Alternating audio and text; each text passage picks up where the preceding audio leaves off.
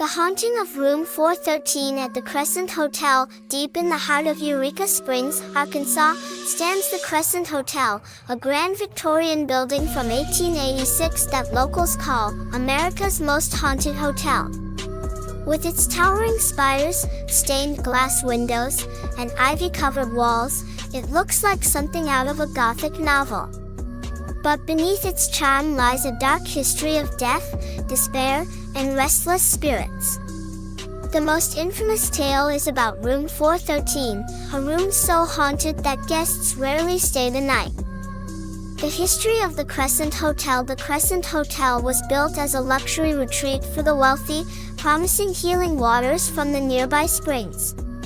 But by the 1930s, it became a hospital run by a con man named Norman Baker, who claimed to cure cancer with a fake miracle elixir. Baker's treatments were nothing but poison, and hundreds of patients died in agony, their screams echoing through the halls. The basement was turned into a makeshift morgue, where bodies were stored in secret. Baker was eventually arrested, but the spirits of his victims never left.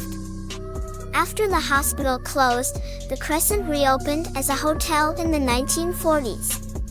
Guests soon reported strange occurrences, flickering lights, disembodied voices, and shadowy figures in the corridors.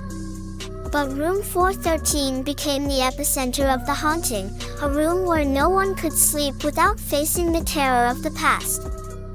The arrival of Sarah in the fall of 2015, a young woman named Sarah Harper, a 27-year-old travel vlogger from California, checked into the Crescent Hotel.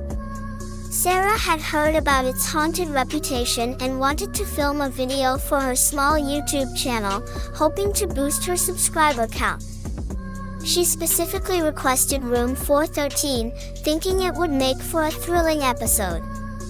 The hotel staff hesitated, warning her that the room had a dark history, but Sarah laughed it off. "I don't believe in ghosts," she said with a smile. "It'll be fun." The receptionist handed her the key, an old, rusted iron key with the number 413 engraved on it, and whispered, "Be careful. If you hear laughter, don't follow it." Sarah shrugged, thinking it was just a gimmick to scare tourists, and headed to her room. The first night room 413 was at the end of a long, dimly lit hallway on the 4th floor. The air felt heavy as Sarah turned the key and pushed the door open. Inside, the room was frozen in time, a 4-poster bed with faded velvet curtains, a cracked mirror on the wall, and a dusty chandelier that swayed slightly, even though there was no breeze. The wallpaper was peeling, revealing strange, faded symbols scratched into the plaster, symbols that looked like they'd been carved with desperate fingernails. Sarah set up her camera on a tripod, facing the bed, and began filming her intro. "Hey, guys, welcome to my Haunted Hotel series. I'm staying in room 413 at the Crescent Hotel, where people say a ghost haunts the guests. Let's see if I survive the night."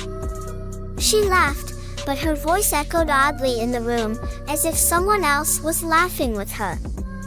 That night, Sarah went to bed, leaving the camera rolling to capture any paranormal activity. Around 2 a.m., she woke up to a faint sound, a soft, childlike giggle coming from the corner of the room. She sat up, her heart racing, and grabbed her phone to use as a flashlight. The giggle stopped, but the chandelier began to swing violently, its crystals clinking like tiny bells. "Hello?" Sarah called out, her voice trembling. There was no response, only the sound of her own breathing. Suddenly, the camera beeped, indicating it had stopped recording. Sarah checked the footage and froze. At the 1:47 a.m. mark, the camera had captured a shadowy figure standing at the foot of her bed, a tall, thin silhouette with no face, just a void where its eyes should have been. The figure leaned closer to the camera, and a distorted whisper hissed, "Stay with us." Sarah's hands shook as she deleted the clip, convincing herself it was a trick of the light. But deep down, she knew something was wrong. The second night the next day, Sarah tried to shake off her fear. She explored Eureka Springs, filming the town's quaint streets and interviewing locals about the hotel. An old man at a diner told her room 413 belonged to a girl named Emily, one of Baker's patients. She was only 12 when she died, begging for her mother. They say her spirit never left. She laughs to lure people to the basement, where Baker kept the bodies. That night, Sarah returned to room 413, determined to finish her video. She set up 2 cameras this time, one facing the bed, the other pointing at the door. She also placed a motion sensor by the window, hoping to catch any movement. As she lay in bed, the giggling started again, louder this time, coming from the hallway. "Emily?" Sarah whispered, her voice barely audible. The giggling stopped, replaced by a slow, dragging sound, like someone pulling a heavy sack across the floor. The motion sensor beeped, and Sarah's heart sank. She grabbed her flashlight and pointed it at the window, but nothing was there. Then, the door to room 413 creaked open on its own, revealing the dark hallway beyond. The giggling returned, echoing down the corridor, as if beckoning her to follow.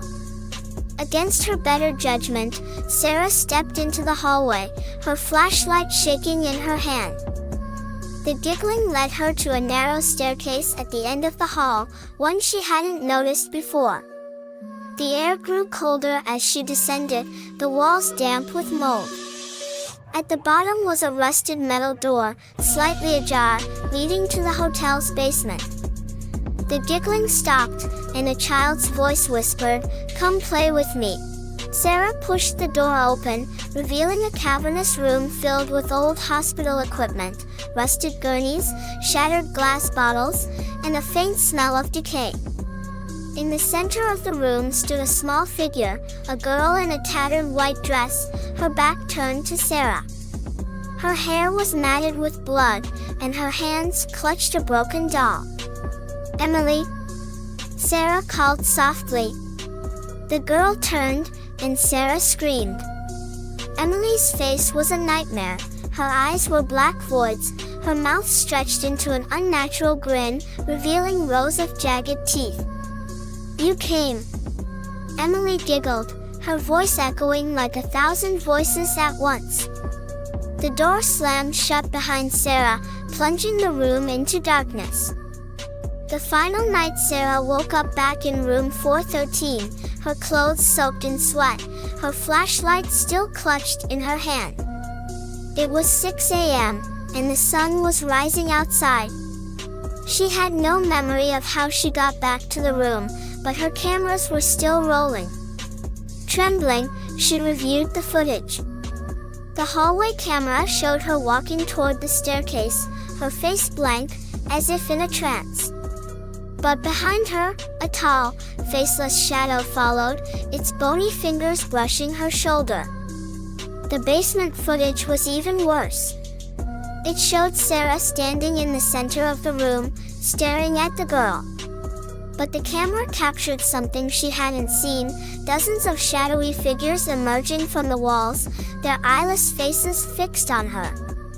Emily's voice whispered, "Stay with us. Forever." As the figures closed in. The footage cut off with a scream, not Sarah's, but a deep, guttural howl that shook the camera. Sarah packed her bags and checked out that morning, her hands shaking as she handed the key back to the receptionist. "Did you hear the laughter?" The receptionist asked, her face pale. Sarah nodded, unable to speak. "You're lucky," the woman said. "Most people who follow it never come back." The aftermath. Sarah uploaded her video a week later, titled, "I Stayed in America's Most Haunted Hotel, Room 413. It went viral, gaining over 1 million views in a month. But the comments were filled with chilling observations. At 3:12, there's a face in the mirror. Did you hear the whispering at 5:47? Sarah tried to move on, but the nightmares followed her. Every night, she dreamed of Emily standing at the foot of her bed, her black eyes staring, her jagged teeth gleaming. "You promised to stay," Emily would whisper, her voice growing louder each night. 3 months later, Sarah disappeared. Her friends found her apartment empty, her camera still running. The last footage showed her staring into the mirror, her face pale, as a child's giggle filled the room. Behind her, a small figure in a white dress appeared, its black eyes reflected in the glass. The video ended with a scream, and Sarah was never seen again. To this day, room 413 at the Crescent Hotel remains closed to guests. Staff refuse to clean it, claiming they hear giggling behind the locked door. Some say Emily is still waiting for her next playmate, her laughter echoing through the halls, luring the curious to the basement, where the spirits of Baker's victims never rest.